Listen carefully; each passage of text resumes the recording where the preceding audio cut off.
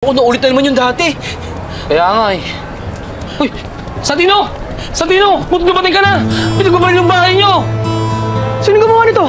Di namin alam eh. Basta nagkagulo na lang bigla. Dahil sa mga putok ng baril. Nay! Nay! Ayos lang po kayo, Nay. Okay lang kami, anak. Bakit ngayon ka lang? Ano? Kausap mo ko yung tanggol mo? Hindi po, Tay. Galing po ako sa trabaho. Bakit po? Oh. Kita mo yan? Kuya tanggol mo may kagawa niyan.